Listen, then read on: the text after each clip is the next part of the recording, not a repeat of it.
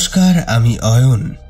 গল্পকথায় আপনাদের সকলকে জানাই আরও একবার স্বাগত। আজ আপনারা শুনবেন সৌম্যজিৎ চক্রবর্তীর কাহিনী মায়াং তন্ত্রের কবলে। আশা করি এই গল্পের প্রথম খণ্ড অর্থাৎ অরণ্যের বিভীষিকা এতক্ষণে শুনে নিয়েছেন। যদি না শুনে থাকেন তবে ডেসক্রিপশন বক্স থেকে লিংক সংগ্রহ করে আগে প্রথম খণ্ডটি শুনে নিন। আজকের গল্প অরণ্যের বিভীষিকা, এই গল্পের অন্তিম খণ্ড। চলুন তবে দেরি না করে শুরু করা যাক। সৌম্যজিৎ চক্রবর্তীর কাহিনী মায়াং তন্ত্রের কবলে।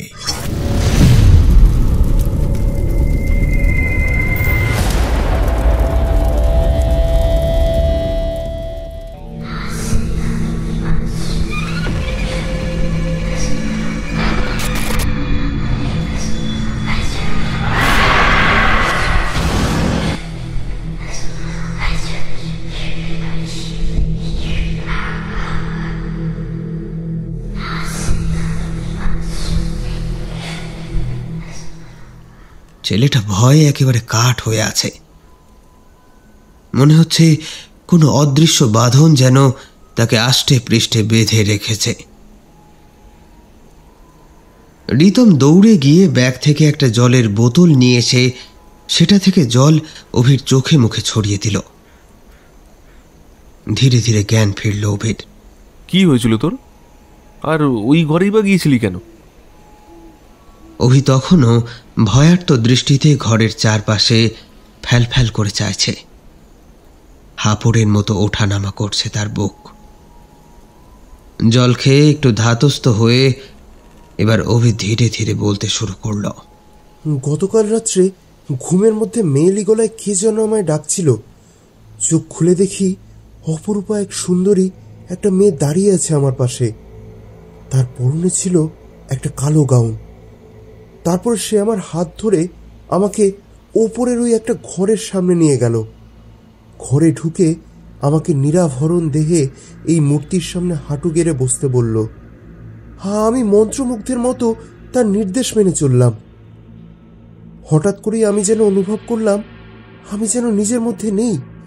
কেউ যেন জোর করেই আমাকে দিয়ে কিছু একটা করাতে চাইছে, চাইলেও আমি বাধা দিতে পারছি না।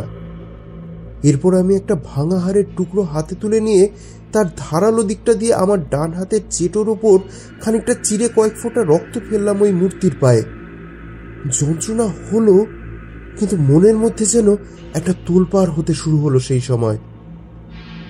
হ্যাঁ, এমন দুঃখ আমি আগে কখনো অনুভব করিনি, জানিস তো। বুক ফেটে কান্না বেরিয়ে এলো আমার। কেন কাঁদছি আর কি কারণেই বা এত কষ্ট হচ্ছে কিছুই বুঝতে পারলাম না। শুধু কেঁদেই যাচ্ছিলাম। এরপর সেই মেয়েটিকেও আর চোখে পড়ল না আমার। কোথায় যে চলে গেল সেই খেয়ালও নেই। This is very unusual. আর মূর্তিটাও কি ভীষণ রকমের অদ্ভুত দেখতে। স্যাম, তোর কি মনে হয়? অভির হাতে ব্যান্ডেজ বাঁধতে বাঁধতে আমি বললাম, উইচক্রাফট। ইয়েস, আমি নিশ্চিত এমন আকৃতির মূর্তি পুজোর পিছনে অনেক ভয়ানক কারণ থাকে।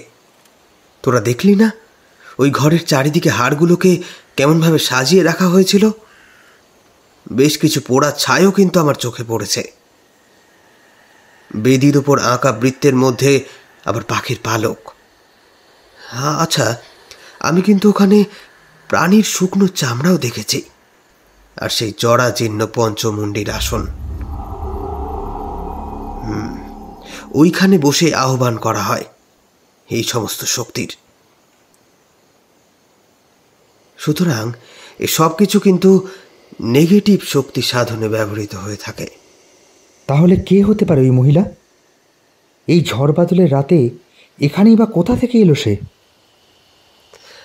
এখনো এই ব্যাপারে নিশ্চিত হতে পারছি না। তবে এই জঙ্গলকে ঘিরে যে মিথ প্রচলিত আছে, এই ঘটনার পর সেটাকে কিন্তু আর উড়িয়ে দেওয়া চলে না। রিতম অভির পিঠে হাত বোলাতে বোলাতে বলল, অভি, যা হয়েছে সেটাকে একটা দুঃস্বপ্ন ভেবে এড়িয়ে যাওয়াটাই বেটার। এইসবের থেকে বেরিয়ে আসতে হবে তোকে। আর হ্যাঁ, আমাদের এক্ষুনি এই জায়গাটা ছেড়ে বেরিয়ে যাওয়া উচিত। এখানে আর এক মুহূর্তও নয়। ভোরের আলো তখনও ফোটেনি। ব্যাগপত্র গুছিয়ে নিয়ে সেই বাড়ি ছেড়ে বেরিয়ে পড়লাম আমরা। অঙ্কিতের পায়ের ব্যথাটা কিছুটা হলেও কমেছে, মোটামুটি হাঁটতে পারছে। কিন্তু জঙ্গলের বেশ খানিকটা অংশ অতিক্রম করার পর আমরা আবারও একটা কাঠের বাড়ি দেখতে পেলাম। এই বাড়িটাও একদম আগের সেই বাড়িটার আদলে বানানো। বাড়িটার দরজা খোলা। পরক্ষণেই একটা ব্যাপার আমরা সবাই প্রায় একসঙ্গে টের পেলাম। এতক্ষণ যেটাকে আমরা অন্য একটা বাড়ি বলে মনে করছিলাম, সেটা আসলে আগের বাড়িটাই। তার মানে এতটা পথ হেঁটে আবারও আমরা সেই একই জায়গায় ফিরে এসেছি। রিতমকে কম্পাস চেক করতে বললে ও জানালো কম্পাস নাকি কাজ করছে না। ভয়ানক বিপদে পড়লাম আমরা। তার মানে আর দিক নির্ণয় করতে পারবো না। আমরা আরো একবার মোবাইলগুলো চেক করলাম, কিন্তু না, নেটওয়ার্ক কারো ফোনেই নেই। অগত্যা দাঁড়িয়ে না থেকে আবারও হাঁটা শুরু করলাম। কিছুক্ষণ হাঁটার পর আবারও পুনরায় সেই বাড়ির সামনে এসে উপস্থিত হলাম। আশ্চর্য, পথ যে ভালো মতোই হারিয়েছি তার বুঝতে বাকি রইল না। সুতরাং ভোরের আলো ফোঁটা না অবধি আমাদেরকে অপেক্ষা করতে হবে, তাছাড়া আর কোনো উপায় নেই।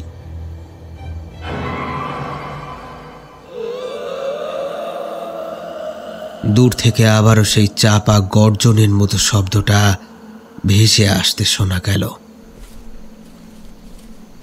গাছের পাতায় পাতায় শব্দ তুলে কি যেন একটা উড়ে গেল বলে মনে হলো। কাকের বিশ্রী কর্কশ ডাকটা শোনা যাচ্ছে।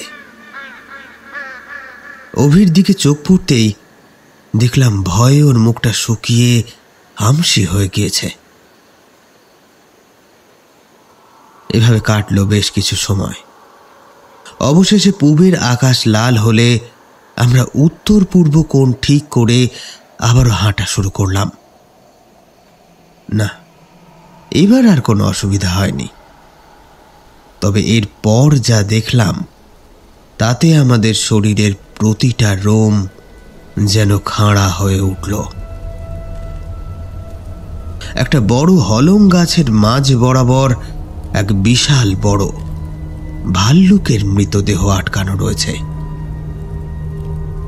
এবং সেই মৃত ভাল্লুকের বুক থেকে পেট পর্যন্ত ধারালো কিছু দিয়ে নৃশংসভাবে ফেঁড়ে ফেলা।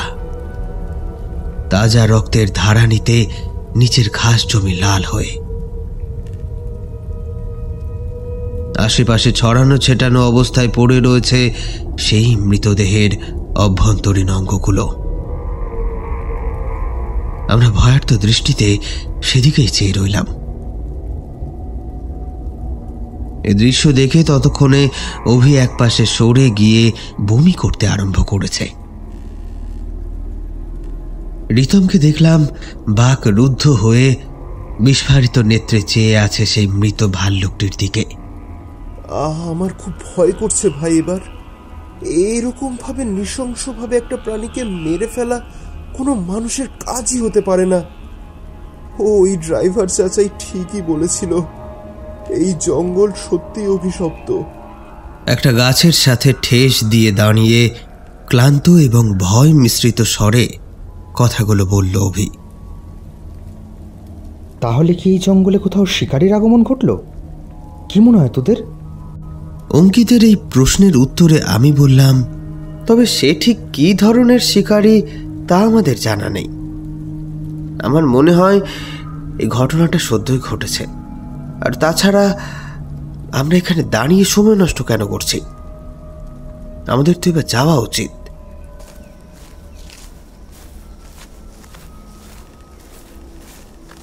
আমরা সময় নষ্ট না করে হাঁটতে শুরু করলাম। জঙ্গলের মাটি এখান থেকে আবারও উঁচু হতে শুরু করেছে এবং বেশ গভীরও। হাঁটতে হাঁটতে দিনের আলোয় আমরা অরণ্যের সেই অপরূপ মায়াময় রূপের দর্শন পেলাম। অথচ কাল রাতের অন্ধকারে এই অরণ্যেরই কতই না ভয়ঙ্কর রূপের সাক্ষী থেকেছি আমরা। আর সেই অন্ধকার কেটে যেতেই যেন জঙ্গলের স্নিগ্ধতা ঝরে পড়তে আরম্ভ করেছে। সারা অরণ্য জুড়ে শাল, সেগুন, গামাই, হলং এবং জুটুলির মতো শত শত বৃক্ষরাজি যেন অতন্দ্র প্রহরীর ন্যায় দণ্ডায়মান। অগণিত বৃক্ষ, গুল্ম, লতা এবং উদ্ভিদের সমন্বয়ে এ অরণ্য যেন এক নৈসর্গিক সৌন্দর্যের পসরা সাজিয়েছে। আমরা চলতে চলতে জঙ্গলের এইরূপ মনোমুগ্ধকর দৃশ্যগুলোকে একের পর এক ক্যামেরা বন্দি করছিলাম। কিন্তু এত সব কিছুর মধ্যেও সেই গুমোট বাঁধার নিস্তব্ধতা, সেটা কিন্তু কাটছিল না। এবার অনুভূত হলো একটা পাখির ডাক শোনা যাচ্ছে না তো।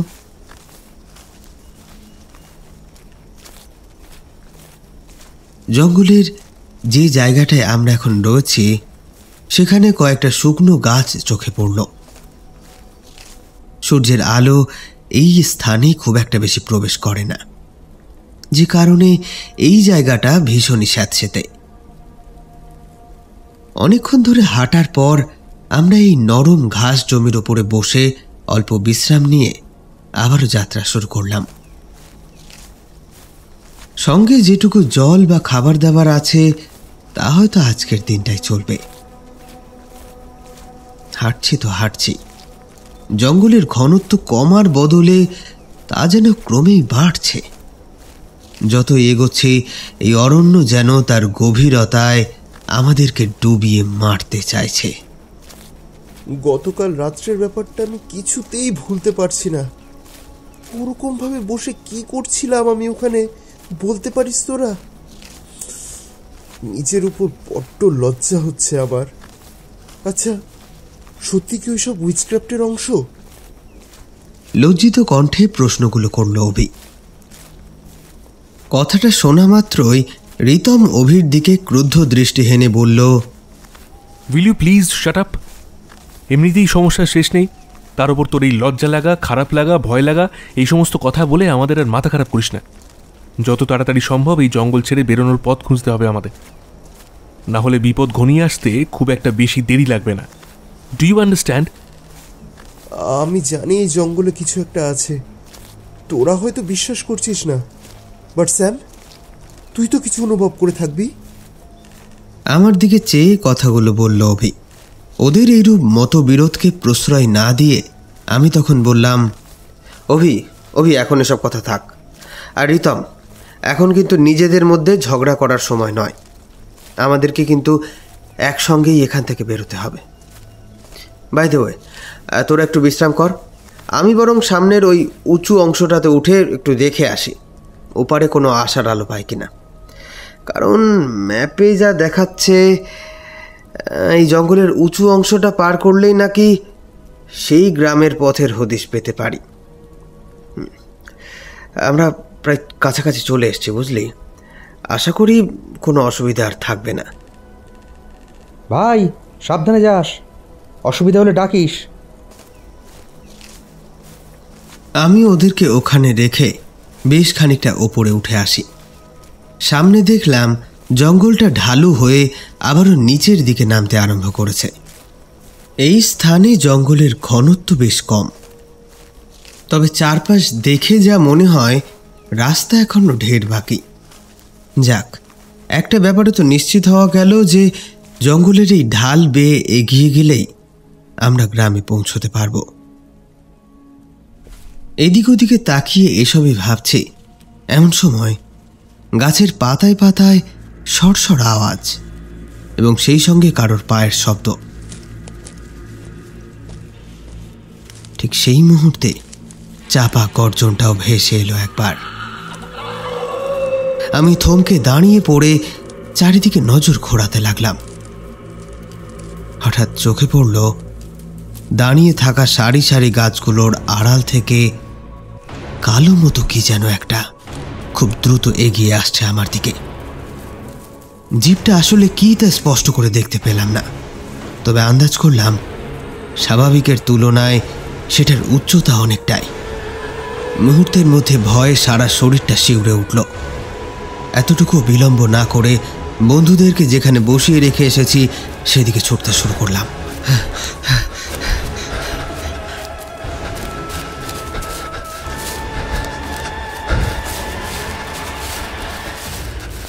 আমাকে এমনভাবে ছুটে আসতে দেখে হতচকিত হয়ে প্রশ্ন করল রিতম, এই এমন হাঁপাচ্ছিস কেন? কি হয়েছে তোর?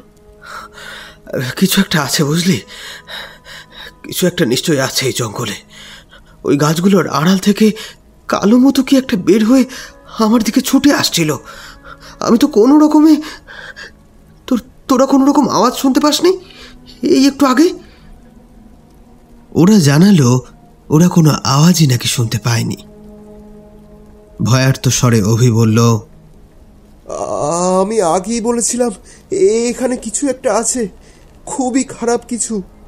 তোরা বিশ্বাস করিসনি। এখন এখন স্যামও নাকি কিছু দেখতে পেয়েছে। এই জঙ্গলে ঢোকার পর থেকেই আমাদের সাথে কিছু না কিছু একটা হচ্ছে।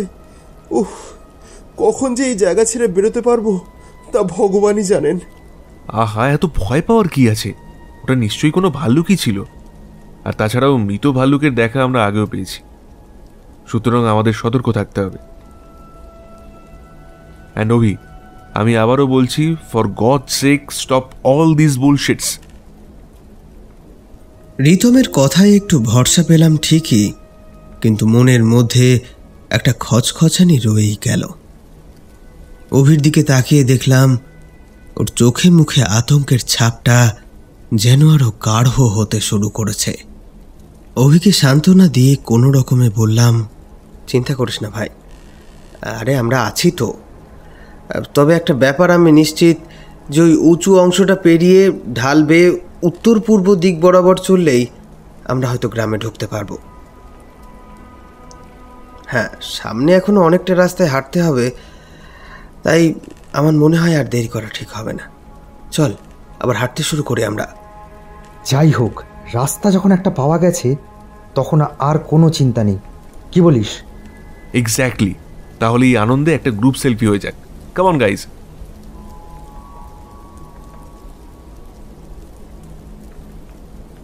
জঙ্গলের উঁচু অংশটা পেরিয়ে নিচে আসতে গোটা দুপুর গড়িয়ে গেল। বুঝতে পারলাম গ্রামে পৌঁছানো আজ আর সম্ভব নয়, সুতরাং আমাদের আরও একটা রাত এই জঙ্গলেই কাটাতে হবে।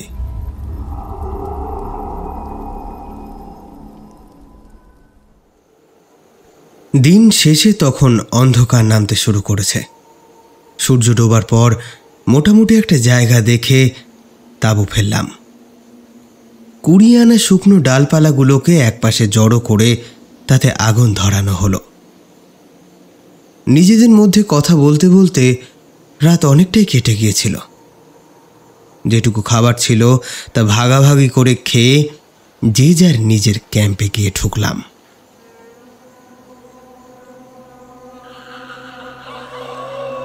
রাত তখন বেশ গভীর।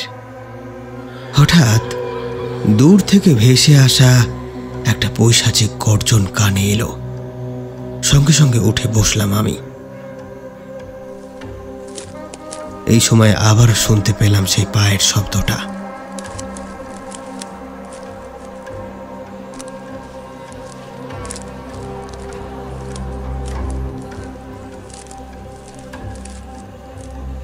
নির্জন অরণ্যে শব্দটা যেন স্পষ্টভাবে ধরা দিচ্ছে। কেউ লম্বা লম্বা পা ফেলে এদিকে এগিয়ে আসছে। শব্দটা এগিয়ে আসতে আসতে একসময় আমার তাঁবুর সামনে এসে দাঁড়ালো।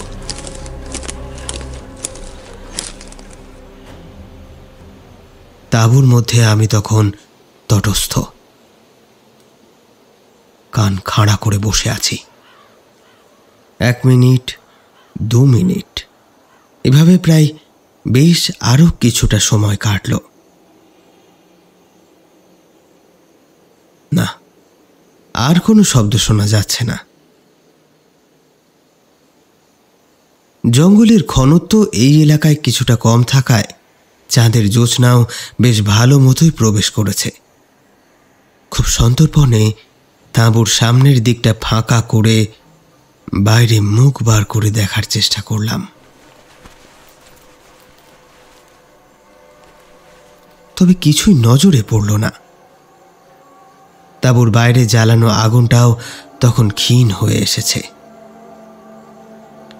এদিকে আমার তাঁবুর ঠিক সামনেই অভিরও তাঁবু আছে।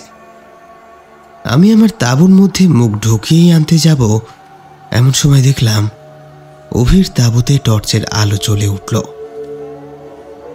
বোধহয় ও আমার মতো শব্দটা শুনেছে। আর ঠিক তখনই হৃদস্পন্দন থমকে যাওয়ার মতো একটা ভয়াবহ দৃশ্য চাক্ষুষ করলাম।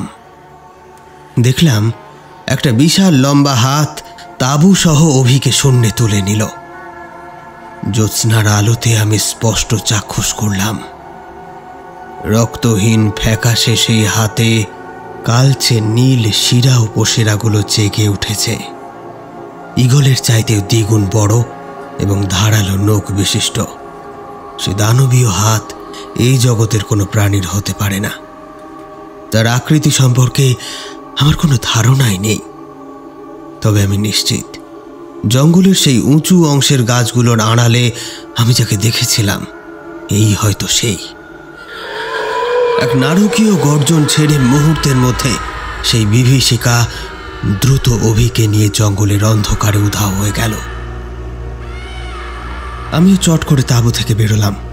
রিতম আর অঙ্কিতের তাঁবুর সামনে গিয়ে দেখি ভয়ে ওদের মুখগুলো ফ্যাকাশে। আমার মতো ওরাও তবে চাক্ষুষ করেছে এ দৃশ্য। রিতম, অঙ্কিত, ভয় পাস না ভাই, অভিকে আমাদের বাঁচাতেই হবে। এখন আমাদের ভয় পেলে চলবে না। হিংস্র জন্তুই হোক বা অন্য কিছু হোক, আমাদেরকে রুখে দাঁড়াতেই হবে। শোন, তোরা তোদের ছুরিগুলো সঙ্গে নে, ওটা আমাদের কাজে লাগতে পারে। চল চল চল, দ্রুত চল। চোখের সামনে এমন একটা ভয়াবহ দৃশ্য দেখার পর কারোরই মনের অবস্থা আর স্বাভাবিক থাকার কথা নয়। তবু আমি যথাসম্ভব ওদের মনে সাহস সঞ্চার করার চেষ্টা করলাম। দ্রুত নিজের তাঁবুতে ফিরে গিয়ে ব্যাগ থেকে ছুরিটা বার করলাম আমিও। সেই সঙ্গে ঠাকুরদার দেওয়া শোধন করা মধু এবং পবিত্র গঙ্গা জলের শিশি দুটোই সঙ্গে নিলাম। কিছুক্ষণের মধ্যেই টর্চের আলো জঙ্গলের এদিক ওদিক ফেলতে ফেলতে আমরা বেরিয়ে পড়লাম। অভি, কোথায় আছিস ভাই? অভি, আমাদের আওয়াজ শুনতে পাচ্ছিস? অভি, সাড়া দে। আমাদের ডাক শুনতে পেলে অভি সাড়া দে। অভি, শুনতে পাচ্ছিস? অভি। এত ডাকাডাকি করে সাড়া না পেয়ে কি করব ভাবছি, ঠিক সেই সময় আর্তনাদটা ভেসে এলো আমাদের কানে।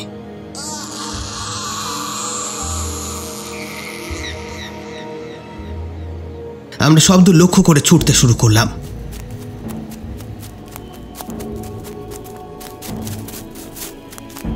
দৌড়তে দৌড়তে নানা কথা ভাবছি। মনে পড়ল সেদিনের দেখা সেই মৃত ভাল্লুকটার কথা। কিছুটা দৌড়ে এসে এক বুক আশঙ্কা নিয়ে আমি টর্চের আলো গাছের ওপরে ফেললাম। হ্যাঁ, আমার আশঙ্কায় ঠিক। একটা হলং গাছের মাঝ বরাবর অভির ছিন্ন ভিন্ন মৃতদেহটা দেখতে পেলাম। ধারালো কিছু দিয়ে ওর বুক থেকে পেট পর্যন্ত নৃশংসভাবে চেরা হয়েছে এবং নিচে ছড়ানো রয়েছে দেহের নানা রক্তাক্ত অঙ্গ। এ দৃশ্য দেখে আমি আর দাঁড়িয়ে থাকতে পারলাম না। গাটা কেমন যেন গুলিয়ে উঠল। কাঁপতে কাঁপতে বসে পড়লাম মাটিতে। কেমন একটা ঘোরের মধ্যে চলে যাচ্ছিলাম মনে হয়। কিন্তু ঠিক তখনই আমার হাতে একটা হ্যাঁচকা টান অনুভব করলাম। রিতম আমার হাত ধরে টানছে। আমার সম্বিত ফিরল কিছুটা। কোনো কথা না বলে আমরা দৌড়তে শুরু করলাম, কিন্তু কোন দিকে যাচ্ছি, কোথায় বা যাচ্ছি, কিছুই খেয়াল থাকলো না। ছুটতে ছুটতে বেশ কিছুটা দূরে চলে এসেছি। আকাশে তখন থালার মতো পূর্ণিমার চাঁদ। জ্যোৎস্নার আলোতে জঙ্গলের পথটাও একেবারে স্পষ্ট দেখা যাচ্ছে। আমি তাই সবাইকে টর্চের আলো নিভিয়ে ফেলতে বললাম।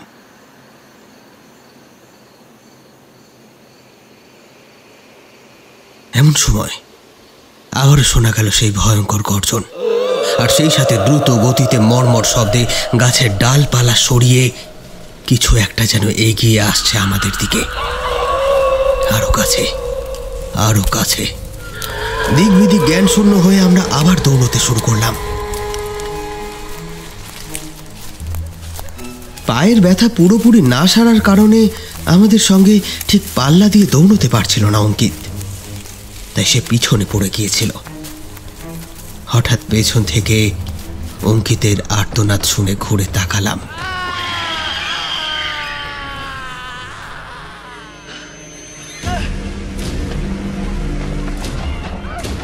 কোথায় অঙ্কিত? মুখ তুলে এবার প্রথমবারের জন্য দেখলাম সেই বিভীষিকাটিকে। কালো কাপড়ে ঢাকা রয়েছে তার সর্বাঙ্গ, মুখটা দেখা যাচ্ছে না। সে যে একজন নারী, সে বিষয়ে কোনো সন্দেহ নেই। এরপর তার পায়ের দিকে চোখ পড়তেই আমাদের শিরদাঁড়া বেয়ে যেন এক হিম তরল নেমে গেল। তার পা দুটো গবাদি পশুর পায়ের মতো, হুবহু সেই মূর্তির ন্যায়। জান্তব গলায় পৈশাচিক অট্টহাসি হাসতে হাসতে এক হাতে অঙ্কিতের গলা চেপে ধরে সেই বিকট আকৃতির নারী মূর্তিটা লম্বা লম্বা পদক্ষেপে দ্রুত এগিয়ে চলেছে।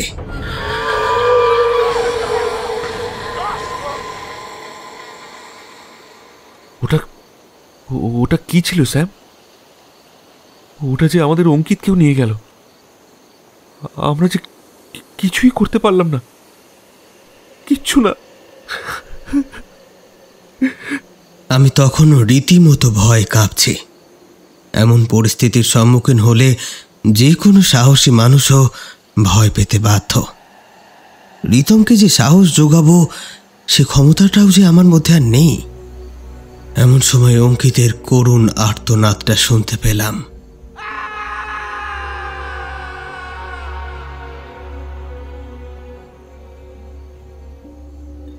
পরপর দুই বন্ধুকে হারানোর কষ্টটা যেন বুক ফাটিয়ে বেরিয়ে আসতে চাইছিল। রিতমের দিকে তাকিয়ে দেখলাম দু হাতে মুখ ঢেকে কেঁদে চলেছে।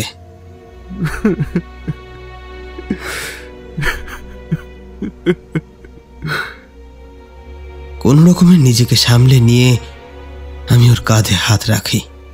রিতম, যা বলছি মন দিয়ে শোন ভাই। গ্রামের রাস্তাটা খুব একটা দূরে নেই।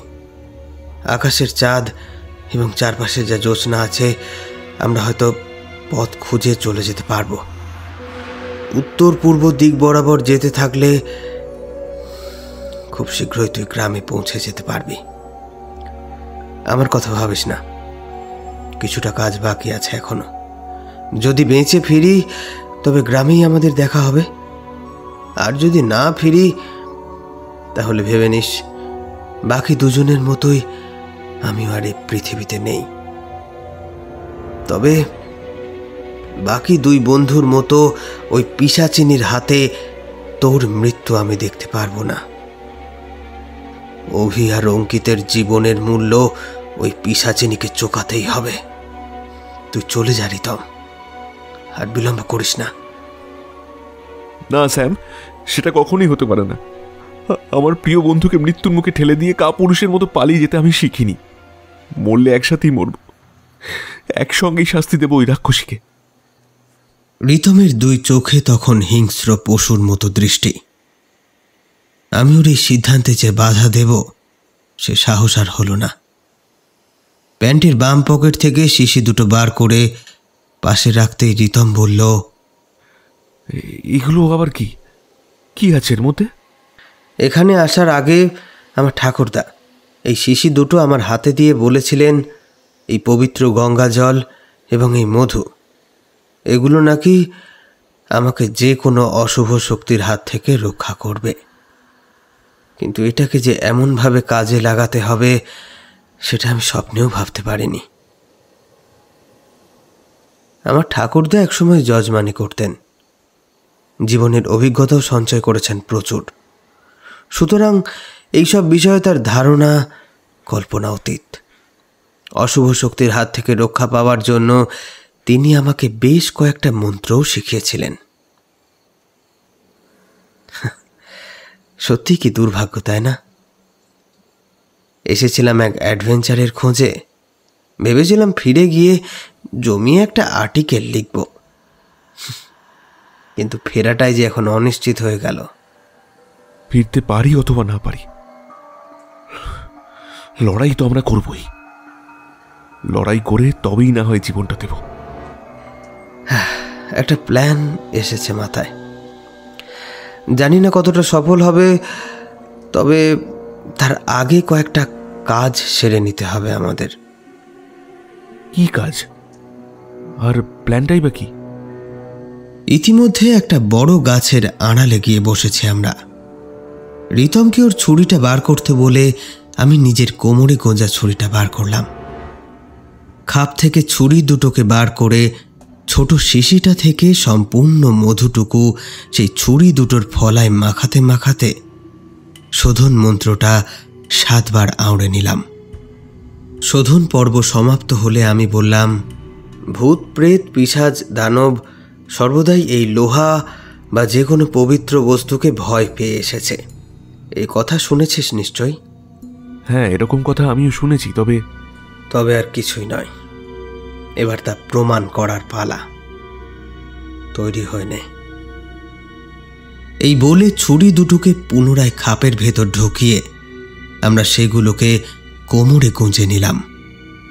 এবার আমার গলা থেকে পৈতেটা খুলে গঙ্গা জলের শিশিটা থেকে সম্পূর্ণ জলটুকু দিয়ে ভালো করে ভিজিয়ে নিলাম।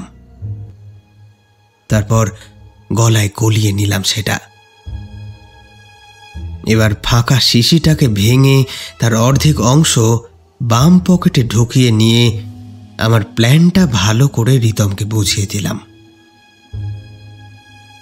সবটা শুনে রিতম বলল, ভাই, এতে কাজ হবে তো? ওই পিশাচিকে অন্তত আহত করতে পারলেও আমার শান্তি। রিতমকে তখনকার মতো আশ্বাস দিয়ে বললাম, ঈশ্বরের শক্তির কাছে কোনো শক্তি বড় নয় রিতম, সুতরাং তার পুজোতে ব্যবহৃত উপাদানের শক্তিও নিশ্চয় কম নয়। যেমন ধর এই যজ্ঞের আগুন, দই, মধু এবং ঘি। এই ঐশ্বরিক উপাদানগুলি সর্বত্রই সিদ্ধ। ভক্ত যদি এক মনে ঈশ্বরকে স্মরণ করে তবে সেখানে তিনি নিশ্চয়ই আবির্ভূত হবেন, এটা আমার বিশ্বাস। তবে একটা কথা কি জানিস, কেউ তাকে বিশ্বাস করলেও তিনি এক, আবার না করলেও তিনি একই। তিনি কিন্তু সর্বত্রই বিরাজমান। তবে তাকে নিজের বলে গ্রহণ করলে এই আত্মার পুণ্যাত্মা প্রাপ্তি ঘটে। আমি জানি না আদেও আমরা সফল হতে পারবো কিনা, তবে আমাদের কাছে ঈশ্বরের উপর বিশ্বাস এবং ভরসাটুকুই হবে ওই বিভীষিকাটিকে ধ্বংস করার ব্রহ্মাস্ত্র।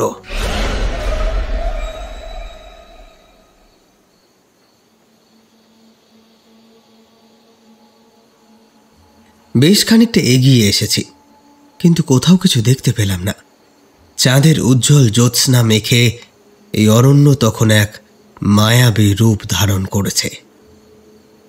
হাঁটতে হাঁটতে একটা গাছের দিকে চোখ পড়তেই আমরা দুইজনে থমকে দাঁড়িয়ে যাই।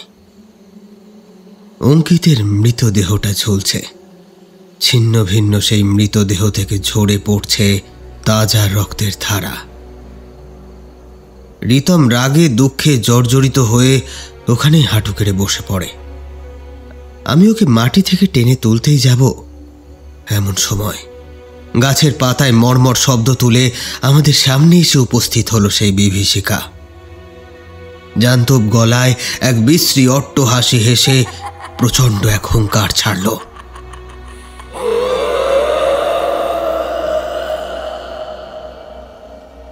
এবার তার মুখটা আমি স্পষ্ট দেখতে পেলাম। রক্তহীন ফ্যাকাশে সেই মুখে কালচে নীল শিরা উপশিরাগুলো জেগে উঠে মুখটাকে আরো ভয়াবহ করে তুলেছে। রক্তের রাঙা লাল লকলকে জিভটা যেন তাজা রক্তের স্বাদ নিতে উৎসুক। সূচালো দাঁতগুলো যেন সেই মুহূর্তেই আমাদের শরীর ছিন্ন করার জন্য প্রস্তুতি নিচ্ছে।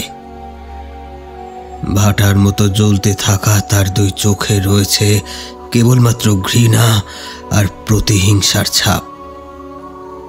মাথার চুলগুলো গাছের শিকড়ের ন্যায় এঁকে বেঁকে হাওয়ায় উঠছে এবং তার মাথার দুপাশ ফুঁড়ে বেরিয়ে এসেছে বাঁকানো কালো দুটো শিং। তার সমগ্র পৈশাচিক মুখটা জুড়ে তখন বিরাজ করছে এক নারকীয় ভয়াবহতা। আমি এক পা করে পিছনে সরতে সরতে হঠাৎই একটা গাছে আমার পিঠ ঠেকে যায়। পিশাচিনী তখন তার তীরের ফলার মতো লম্বা নাক দিয়ে আমার শরীরটাকে একবার শুকে নেয়। বোধহয় তাজা রক্তের ঘ্রাণ নেয় সেই। তৎক্ষণাৎ আমার গলার টুঁটি চেপে ধরে আমাকে সেই গাছের মাঝ বরাবর তুলে ধরে। ধারালো নখের আঘাতে আমার গলার চামড়া কেটে রক্তপাত হতে শুরু হয়। তখনই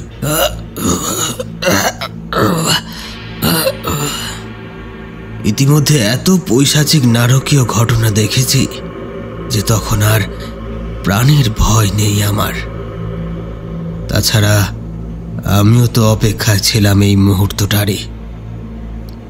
পিশাচিনী তখন তার লাল লগলকে জিভটা বার করে আমার গলার কেটে যাওয়া অংশটা থেকে গড়িয়ে পড়া রক্তটা ক্লেদাক্ত লালসায় চেটে নিচ্ছে এবং তার আরেকটি হাত তুলে আমার বুকে সেই হাতের ধারালো নখগুলো বসিয়ে দিতেই যাবে। ঠিক সেই মুহূর্তেই আমি লক্ষ্য করলাম রিতম ছুটে এসে তার ছুরিটা বসিয়ে দিল পিশাচিনীর একটি পায়ে। তৎক্ষণাৎ এক ভয়ঙ্কর গর্জন করে উঠে রিতমের দিকে মুখ ফিরিয়ে হাতের এক ঝটকা মারে তাকে। রিতমের দেহটা খানিকটা দূরে ছিটকে গিয়ে পড়ে, প্রায় সেকেন্ডেরও খণ্ডাংশ। সেই সুযোগে আমি আমার কোমর থেকে ছুরিটা বার করে পিশাচিনীর বুকের বাঁ দিক লক্ষ্য করে সজোরে গেঁথে দিই। ঐশ্বরিক উপাদানের স্পর্শে এবং শোধন করা ধারালো লোহার ছুরির আঘাতে পিশাচিনীর যন্ত্রণা যেন আরো দ্বিগুণ হয়ে ওঠে। কিন্তু তখনও আমার গলা থেকে তার হাতটা বিন্দু মাত্র সরেনি। সেটা যেন আরো চেপে বসতে শুরু করেছে। দমটা বন্ধ হয়ে আসছে।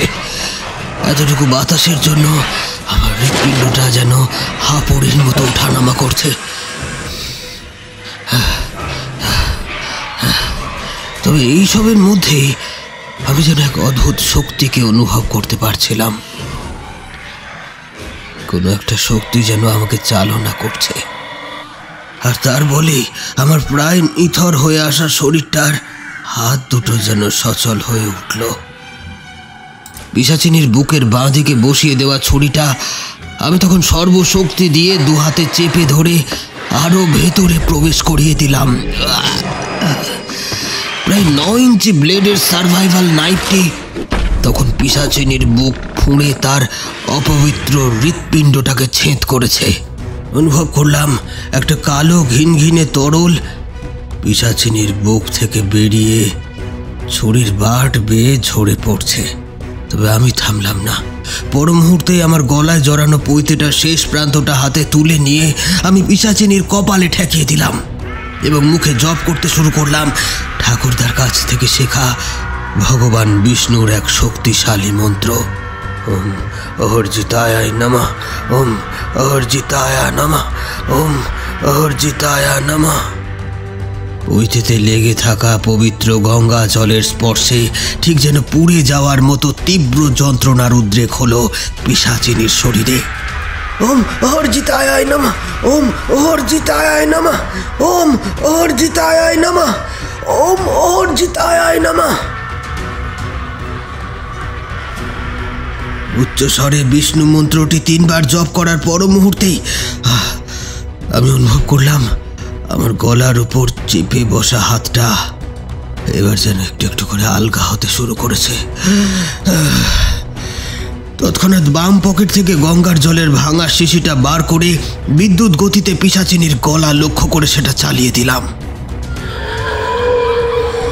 মুহূর্তের মধ্যে তার গলার সেই চেরা অংশ থেকে ফিনকি দিয়ে বেরিয়ে আসতে থাকলো সেই কালো ঘিনঘিনে তরল। এক তীব্র আর্তনাদ করে উঠে সেই পিশাচিনী তখন আমার গলা সম্পূর্ণরূপে ছেড়ে দিল।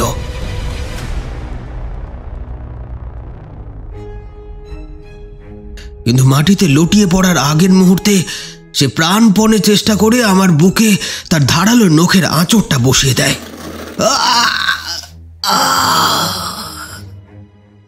তারপর মাটিতে পড়ে যন্ত্রণায় ছটফট করতে আরম্ভ করে পিশাচিনী। আমার বুকের ক্ষত থেকেও তখন অঝরে রক্তপাত শুরু হয়েছে। আমাকে মাটিতে লুটিয়ে পড়তে দেখে রিতম খোঁড়াতে খোঁড়াতে এগিয়ে আসে আমার কাছে। নিজের গায়ের জামাটা খুলে আমার বুকের ক্ষত স্থানে সেটাকে ভালোভাবে পেঁচিয়ে দেয় সে।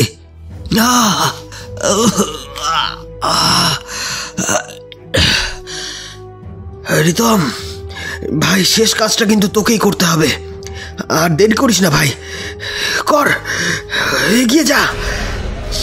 ওদিকে সেই বিভীষিকা তখন উঠে দাঁড়ানোর চেষ্টা করছে আবার। সেই মুহূর্তে আমি গলা থেকে ভিজে পৈতেটা খুলে রিতমের হাতে দিয়ে দিই।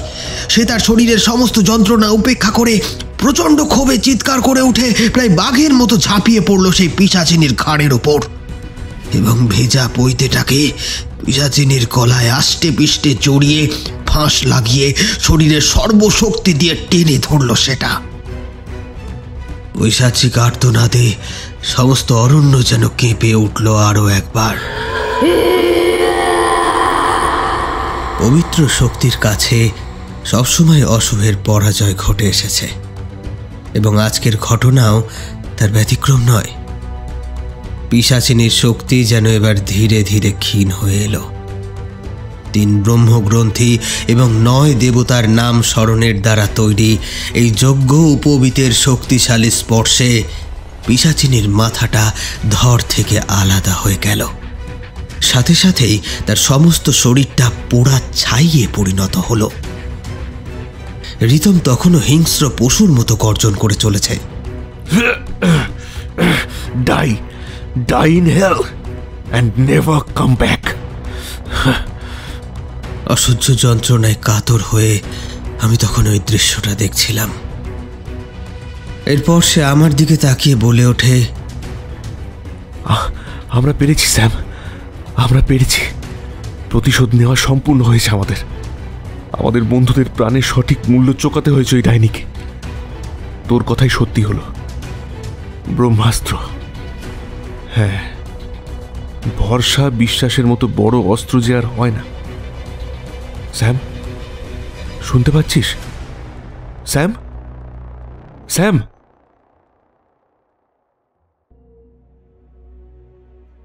দেখলাম ওর 2 চোখ তখন জলে ভরে উঠেছে। তবে রিতমকে জড়িয়ে ধরার ক্ষমতা আমার ছিল না তখন, এমনকি উঠে দাঁড়ানোর ক্ষমতাটুকুও না। রিতম দৌড়ে এসে আমার গলায় পৈতেটা জড়িয়ে দিয়ে আমাকে ওর কাঁধে তুলে নেয়। এটাই বোধহয় জঙ্গলের শেষ প্রান্ত ছিল, কারণ জ্ঞান হারাবার শেষ মুহূর্তে আমি শুনতে পেলাম রিতম যেন চিৎকার করে কাউকে ডাকার চেষ্টা করছে, হয়তো গ্রামের কাউকেই।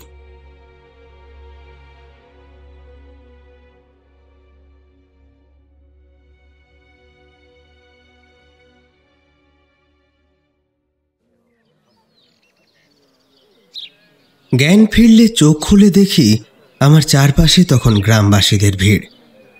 গ্রাম্য ভাষায় নিজেদের মধ্যে কি যেন বলা বলি করে চলেছে তারা, এবং সেই সঙ্গে প্রশ্নসূচক দৃষ্টিতে বারবার আমার দিকে চেয়ে দেখছে। অনুভব করলাম আমার বুকের ক্ষতস্থান জুড়ে ব্যান্ডেজ বাঁধা।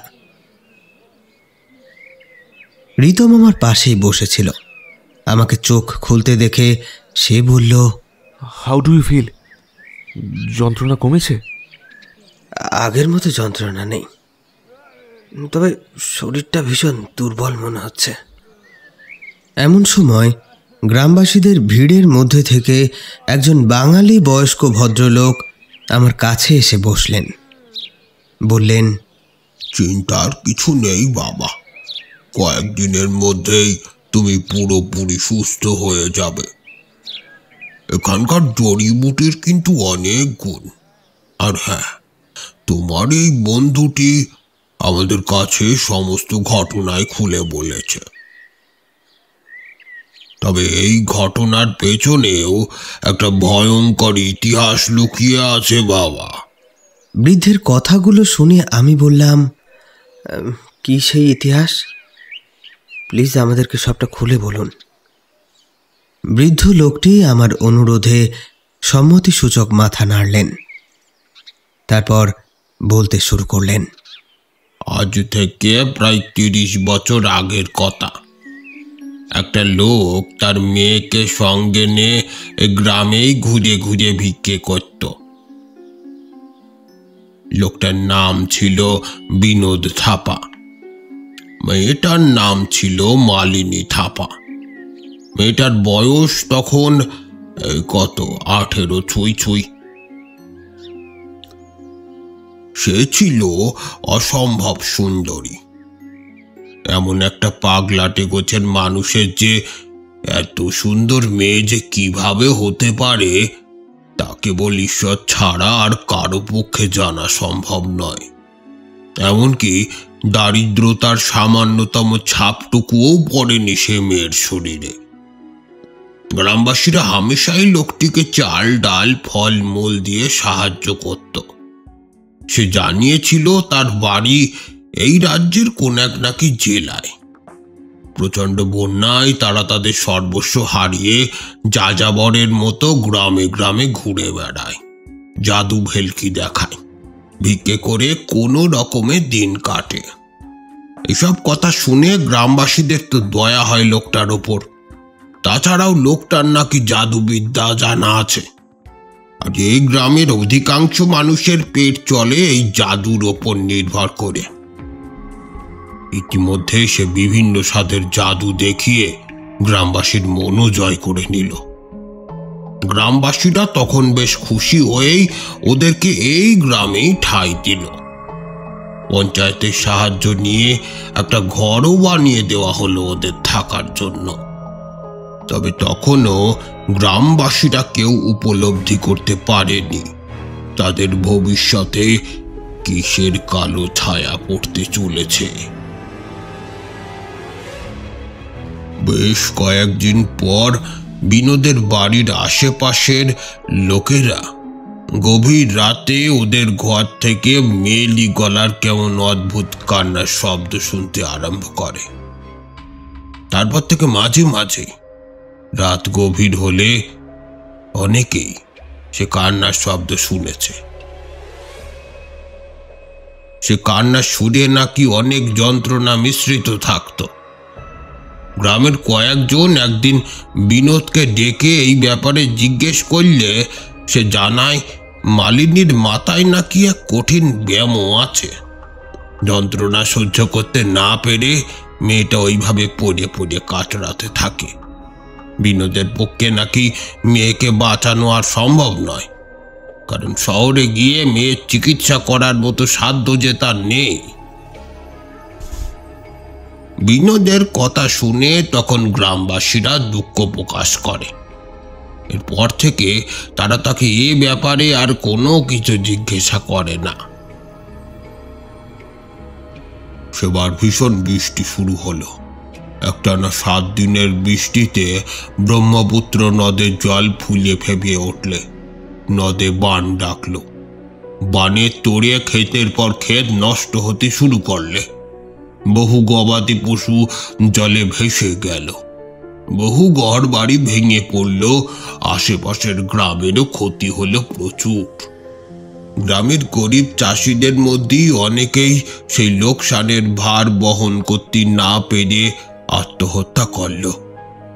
হাহাকার এবং কান্নার শব্দে গ্রামের বাতাস ভারী হয়ে উঠলে একেবারে। কিন্তু গ্রামবাসীদের এমন চরম দুর্দশার দিনে বিনোদ আর মালিনীকে গ্রামের মানুষদের প্রতি কোনো রকম দুঃখ প্রকাশ করতে দেখা গেল না। সেই থেকে গ্রামের বেশ কয়েকজন তান্ত্রিক গোছের মানুষ ওদের উপর সন্দেহ করতে লাগলো। এই বিপর্যয়ের পেছনে নিশ্চয়ই কোনো অপদেবতার হাত রয়েছে। ধীরে ধীরে সব সন্দেহ গিয়ে পড়ল ওই বিনোদ আর তার মেয়ের ওপর। গ্রামবাসীদের কাছে তারা নিশ্চয়ই কোনো কিছু গোপন করেছে। তো এমনই একদিন গভীর রাতে তাদের ঘর থেকে আবারও সেই করুণ সুরে কান্নার আওয়াজ ভেসে আসতে শোনা গেল। এই রহস্য উদ্ঘাটনের জন্য সবাই আগে থেকেই সেদিন তৈরি ছিল। গ্রামের বেশ কয়েকজন লোক সেই মুহূর্তে দরজা ভেঙে ওদের ঘরে ঢুকলে এবং তারপর যা দেখলে সে দৃশ্য তারা এর আগে কোনোদিনও দেখে নাই। তন্ত্রমন্ত্র এ গ্রামের পরিচিতি বহন করে ঠিকই, কিন্তু এই ধরনের পূজা পাঠের সঙ্গে গ্রামের মানুষ এর আগে কখনো লিপ্ত হয়নি। সে ঘরে অদ্ভুত দর্শন মুন্ডহীন এক মূর্তিকে দেখতে পেল সকলে। মূর্তির হাত দুটো তোলা রয়েছে মাথার উপর এবং সেই দুই হাতে ধরা রয়েছে ছাগলের দুটো শিং। মূর্তির পা দুটোও ছিল ভীষণই আশ্চর্য রকমের, অনেকটা গবাদি পশুর পায়ের আকৃতির, এবং সেই মূর্তির পায়ের কাছে বস্ত্রহীন শরীরে হাঁটু গেড়ে বসে ইনিয়ে বিনিয়ে কেঁদে চলেছে মালিনী। আর তার পাশে পঞ্চমন্ডির আসনটিতে বসে রয়েছে তার বাবা বিনোদ। মালিনীর হাতের তালু থেকে ঝরে পড়া রক্ত মূর্তির পায়ে নিবেদন করা হচ্ছে এবং ঘরময় ছড়িয়ে ছিটিয়ে আছে নানা পশুর হাড়, কোনোটা আবার মানুষেরও।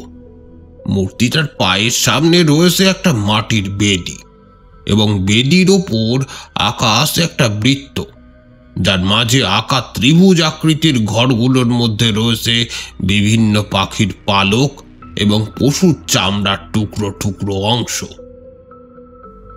এই দৃশ্য দেখার পর গ্রামবাসীদের মধ্যে আতঙ্ক ছড়িয়ে পড়ে একেবারে মুহূর্তে। কোনো মতে ওদেরকে আর সেই গ্রামে থাকতে দিতে রাজি হয় না তারা। এরপর গ্রামবাসীদের পায়ে ধরে কাকুতি মিনতি করেও কোনো লাভ হয় না ওদের। অবশেষে সেই অদ্ভুত দর্শন মূর্তিটিকে সঙ্গে নিয়েই ওরা গ্রাম ছাড়তে বাধ্য হয়। গ্রামের তান্ত্রিকরা সেই অপদেবতাকে খানিকটা ঘুলের সঙ্গে তুলনা করেছেন। আসলে এই অপদেবতার সম্পর্কে কোনো সঠিক তথ্য তারাও আজ পর্যন্ত দিতে পারেননি। তবে তাদের ধারণা অনুসারে ঘুল যেমন মানুষের থেকে শুরু করে পশু পাখির রূপ ধারণ করতে পারে, এই অপদেবতাও নাকি অনেকটা সেই রকম। মানসিকভাবে দুর্বল বা আতঙ্কগ্রস্ত যে কোনো মানুষের শরীরে তারা প্রবেশের ক্ষমতা রাখে। তবে এই অপদেবতার আরো একটা বিশেষ বৈশিষ্ট্য হলো যে ভক্ত তার পায়ে নিজের রক্ত নৈবেদ্য রূপে নিবেদন করবে, এই অপদেবতাও সেই ভক্তের সমস্ত আশা পূরণ করবে। এমনকি সেই ভক্তের মৃত্যুর পর যদি তার অতৃপ্ত আত্মা তার প্রভুর পুজো করে তাকে সন্তুষ্ট করতে পারে, তবে সেই আত্মা প্রবল শক্তির অধিকারী হয়ে উঠতে সক্ষম হবে। আর সেই সাথে প্রাণীকুলের ওপর নেমে আসবে এক ভয়াবহ অভিশাপ। ঘুলের মতো তাকেও নিরাবরণ দেহে নৈবেদ্য প্রদান করতে হয়। তবে কেউ যদি তাকে একবার নৈবেদ্য প্রদান করে এবং সে যদি নিয়মিত তার পুজো না করে, তাহলে সেই ভক্তের ওপর নেমে আসবে এক ভয়াবহ মৃত্যু। এই ঘটনার প্রায় মাস কয়েক পর জঙ্গলে একটা গাছের মাঝ বরাবর ঝুলন্ত অবস্থায় দেখতে পাওয়া গেল এই গ্রামেরই এক কাঠুরের ছিন্ন ভিন্ন মৃতদেহ। বুক থেকে পেটের নিচ পর্যন্ত ভীষণ ধারালো কিছু দিয়ে নৃশংসভাবে চিড়ে ফেলা হয়েছে তার। প্রথমটাই এটা কোনো পশুর কাজ বলে মনে করা হলেও কোনো পশুর পক্ষে এরকম একটা খাড়া গাছে মৃতদেহ নিয়ে ওঠা আদৌ কি সম্ভব? এই প্রশ্ন সকলের মধ্যেই জাগল। এই জঙ্গলে বাঘ বা সিংহের মতো হিংস্র পশুর বাস করে না। বুনো হাতি, ভাল্লুক বা গন্ডারের পক্ষে একজন মানুষকে এরকম নৃশংসভাবে মেরে তারপর গাছে ঝুলিয়ে রাখাটা কোনোভাবেই তো সম্ভব নয়। এই জঙ্গলে হামেশাই কাঠুরেরা কাঠ কাটতে আসে, অথচ নৃশংস ঘটনা সেই প্রথমবারই ঘটল।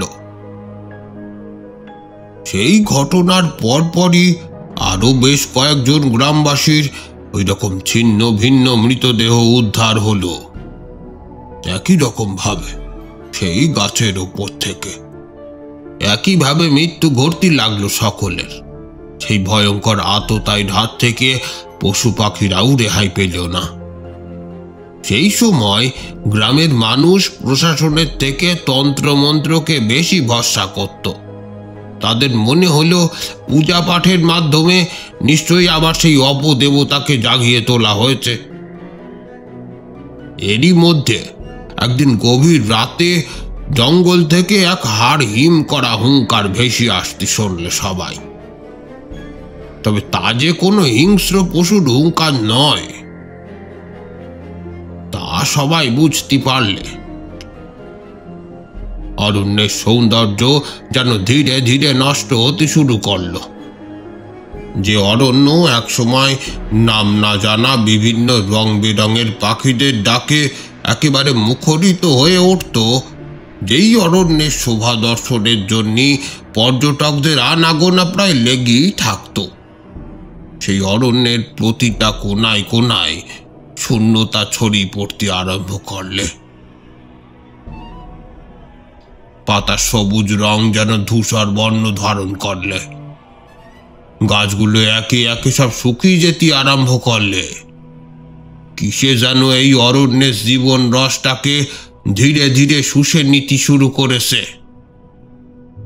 গ্রামের মানুষ এই দৃশ্য বেশি দিন সহ্য করতে পারল না।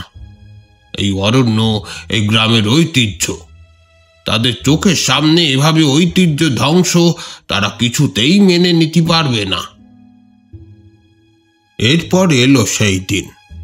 গ্রামের দুই তান্ত্রিক সহ বাকি গ্রামবাসীরা সেই জঙ্গলে গিয়ে উপস্থিত হলো। জঙ্গলের অনেক গভীরে চলে এসে তারা একটা কালো রঙের কাঠের বাড়ি দেখতে পায়। একতলা হলেও বেশ উঁচু সেই বাড়ির ছাদ। এই ঘন জঙ্গলে কাঠের বাড়ি দেখে গ্রামবাসীদের মনে হয় এখানে নিশ্চয় কোনো অনৈতিক কার্যকলাপ চলে। তো দরজায় বেশ কয়েকবার কড়াঘাত করেও যখন কেউ দরজা খোলে না, তখন দরজা ভেঙে ঘরে ঢুকতে হয় সকলের। এবং ঘরে ঢুকেই তারা যা দেখতে পায় তাতে তারা সব অবাক হয়ে যায়। গ্রাম থেকে তাড়িয়ে দিয়া সেই দুজন মানুষরে তারা দেখে, সেই বিনোদ আর তার মেয়ে মালিনী। গ্রামবাসীরা যে তাদের এই গোপন আস্তানায় এমন ভাবে হানা দেবে সেটা হয়তো তারা উপলব্ধি করতে পারেনি। তাই হঠাৎ করে গ্রামবাসীদের এরম ভাবে দেখে বিনোদ তো ভয়ে একেবারে জড়সড় মেরে যায়। মেয়েরে বুকে জড়িয়ে ধরে, খাটের এক কোণায় সেধেই যায় তারা। কয়েকজন মহিলা তেড়ি গিয়ে মালিনীর চুলের মুঠি ধরে ওকে খাট থেকে নামিয়ে এনে মেঝিতে ফেলি চর থাপ্পড় মারতে আরম্ভ করে। সেই সময় তাদের কারণই মাথা ঠিক নেই। একদল গ্রামবাসী বিনোদরে হিড় হিড় করে টানতি টানতি ঘরের বাইরে নিয়ে আসে। ঘরের এক পাশ দিয়ে উঠে যাওয়া সিঁড়িটা দেখতে পেয়ে দুই তান্ত্রিক সহ বেশ কয়েকজন সেই সিঁড়ি বেয়ে ওপরে উঠে যায়। সেখানে একটি ঘর দেখতে পায় তারা, এবং সেই ঘরেই তারা আবিষ্কার করে সেই অদ্ভুত দর্শন মূর্তিটারে। এরপর তান্ত্রিকদের নির্দেশে তৎক্ষণাৎ কয়েকজন নিচে নেমে এসে মালিনীরে সিঁড়ি দিয়ে হিড় হিড় করে টানতি টানতি ওপরে তোলে। তারপর সেই মূর্তির সামনে বসায় দেয়। উচ্চস্বরে একজন তান্ত্রিক তখন মন্ত্র পাঠ করতে আরম্ভ করে। নিচ থেকে দুইজন মহিলারে ডেকে এনে সেই তান্ত্রিকের দেওয়া মন্ত্রপুত ঘিয়ের শিশিটা থেকে সম্পূর্ণ ঘিটুকু তাদের হাতে দিয়েই মালিনীর সারা শরীরে মাখানো হয়। মালিনীর কাতর অনুরোধ তখন কারো কানে পৌঁছায় না। দ্বিতীয় তান্ত্রিকটি তখন ঝোলা থেকে একটি পাত্র বার করে তাতে তেল এবং সিঁদুরের একটি মিশ্রণ তৈরি করে সেটা মালিনীর কপাল জুড়ে মাখিয়ে দেয়।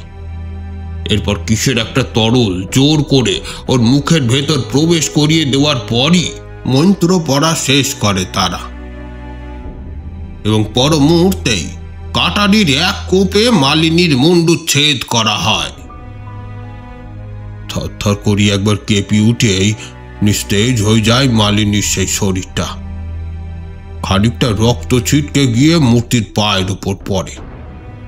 এরপর সঙ্গে আনা ড্রামটি থেকে মুন্ডুহীন মালিনীর সারা শরীরে কেরোসিন ঢেলে আগুন ধরিয়ে দেওয়া হয়। দাউ দাউ করে জ্বলতে থাকে মালিনীর শরীর। মূর্তিটারেও তারা আগুন ধরানোর চেষ্টা করে, কিন্তু কিছুতেই সফল হতে পারে না। এমনকি সেই ঘর ছেড়ে বেরিয়ে এসে তারা সারা বাড়িতে আগুন ধরানোর চেষ্টা করে, কিন্তু তাও সফল হতে পারে না।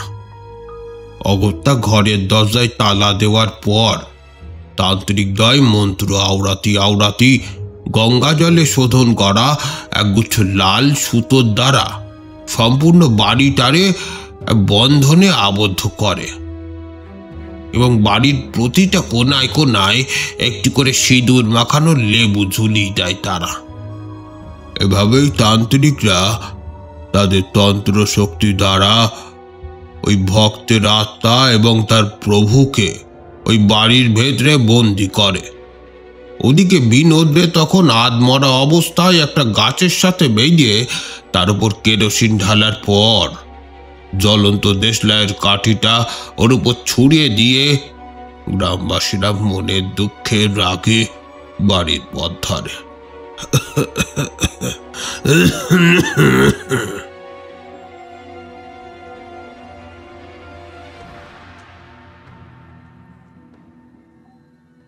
বৃদ্ধের মুখে সমস্ত ঘটনা শোনার পর আমাদের কাছে ব্যাপারটা দিনের আলোর মতো পরিষ্কার হয়। গভীর জঙ্গলে দীর্ঘ সময় ধরে পরিত্যক্ত অবস্থায় পড়ে থাকা ওই বাড়িতে মালিনীর বন্দি আত্মা তার প্রভুর সেবা করতে অপারগ ছিল, কারণ তার প্রয়োজন ছিল মানব দেহের তাজা রক্তের। এই বাড়িতে বন্দি অবস্থায় পড়ে থেকে কেবলমাত্র রক্তের অভাবে প্রভুকে নৈবেদ্য অর্পণ করতে পারছিল না সে। আর তারপরই একদিন সেই বাড়িতে আমাদের আগমন ঘটায় মালিনীর আত্মা সর্বপ্রথম অভিজ্ঞকেই তার প্রভুর ভক্ত হিসাবে বেছে নিয়েছিল, কারণ আমাদের মধ্যে একমাত্র অভি ছিল দুর্বল। সেই কারণে খুব সহজেই অভিকে বশে এনে তার শরীরে নিজেকে প্রবেশ করিয়ে তার রক্তেই প্রভুকে নৈবেদ্য অর্পণ করেছিল সে, এবং প্রভুর কৃপাতেই সে ধারণ করেছিল ওই বিভীষিকাময় রূপ। তবে মালিনীর অপবিত্র আত্মা চিরতরে বিদায় নিলেও তার প্রভু কিন্তু এখনো সেই বাড়িতেই বিরাজমান। বৃদ্ধ জানিয়েছিলেন, আমাদের এই ঘটনার পর তৎক্ষণাৎ এই গ্রামের কয়েকজন তান্ত্রিক সহ বেশ কিছু গ্রামবাসী আবারও সেই জঙ্গলের গভীরে উপস্থিত হয় এবং পুনরায় তন্ত্র শক্তির দ্বারা সেই পরিত্যক্ত বাড়ির দরজা চিরতরে বন্ধ করে দেয়। আমার সুস্থ হতে তারপরেও বেশ কিছুদিন সময় লেগেছিল। বাড়ি ফিরে আসার পরও মানসিক চাপ সহ্য করতে হয়েছিল বহুদিন। বারবার অভি আর অঙ্কিতের কথা মনে পড়ত। মনে মনে বোধহয় নিজেকে দোষারোপ করতাম, কারণ এই প্ল্যানটা, এই ঘুরতে যাওয়ার আইডিয়াটা সবই তো আমারই ছিল। আমার জন্য ছেলে দুটো আর পৃথিবীতে নেই। এখনো ব্যাপারটা ভাবলে বুকটা কেমন চিনচিন করে ওঠে। আমার কাহিনী বলা শেষ হলে যতীন বলল, বেশ কয়েক বছর আগে একটি আর্টিকেলে পড়েছিলাম ওই অঞ্চলের কোনো এক জঙ্গলে হিংস্র পশুর হামলায় 2 বাঙালি পর্যটকের মৃত্যুর কথা। হতে পারে এরাই তারা, কিন্তু তুই যে ঘটনাটার কথা বলছিস তার কোনো যথাযথ প্রমাণ আছে কি তোর কাছে? না, নেই। কারণ মোবাইল বা ক্যামেরার মতো বিভিন্ন দরকারি জিনিসপত্রগুলো আমরা সেই রাত্রে তাঁবুর মধ্যেই ফেলে এসেছিলাম। ওই পরিস্থিতিতে প্রমাণ জোগাড় করার মতো মানসিক অবস্থা আমাদের আর ছিল না। তবে সব থেকে বড় প্রমাণ হলো আমি আমার 2 বন্ধুকে হারিয়েছি, এবং সেই সাথে আরও একটি প্রমাণ যা আজও আমি আমার নিজের শরীরে বহন করে চলেছি, ভবিষ্যতেও চলতে হবে। আমার এই কথা শুনে তখন সঞ্জয়দা, যতীন এবং সায়ন প্রায় একসাথেই জানতে চাইল কি সেই প্রমাণ। আমি মৃদু হেসে আমার শার্টের বোতামগুলো খুলতেই বেরিয়ে পড়ল আমার জীবনের সব থেকে বড় যন্ত্রণার বীভৎস চিত্রটি। বীভৎসতার এই কুৎসিত চিত্রটিকে কোনোদিনই মানুষের চোখের সামনে তুলে ধরার সাহস হয়নি আমার। কারণ আমার এই গল্প কিংবা ঘটনা যাই বলি না কেন, এর প্রমাণস্বরূপ এই চিত্রটিকে মানুষের কাছে উপস্থিত করলে তারা কোনো না কোনোভাবে সেটাকে খারিজ করেই ছাড়বে। কিন্তু আজ যখন আবারও সেই প্রমাণের কথা উঠল, তখন আর নিজেকে আটকাতে পারলাম না। দেখলাম সঞ্জয়দা, যতীন এবং সায়ন ভয়ার্ত দৃষ্টিতে চেয়ে আছে আমার বুকের দিকে। আমার বুক থেকে পেটের নিচ পর্যন্ত কালশিটে পড়ে যাওয়া সেই পিশাচিনীর ধারালো নখের অভিশপ্ত আঁচড়ের দাগ আজও বেশ সুস্পষ্ট। তবে এই ঘটনার উপর মানুষের বিশ্বাস কিংবা অবিশ্বাসের প্রতি আমার কখনোই কোনো প্রশ্ন ছিল না, এমনকি আজও নেই। কারণ জীবন কখনো কখনো মানুষকে এমন পরিস্থিতির সম্মুখীন করে তোলে যার ভুক্তভোগী একমাত্র সেই না হলে তা বিশ্বাস করা কঠিন হয়। সঞ্জয়দার কোয়ার্টার থেকে বেরোতেই ফোনটা বেজে উঠল। স্ক্রিনে রিতমের নামটা দেখেই কলটা রিসিভ করলাম। কিরে, ডেস্টিনেশন ঠিক হলো? অবভিয়াসলি। কোথায়? Aokigahara, the suicide forest, Japan. What do you say? এক নতুন স্বাদের অ্যাডভেঞ্চারের আভাস পেয়ে ঠোঁটের কোণে তখন একটু বাঁকা হাসি এনে আমি বললাম, So let's go there.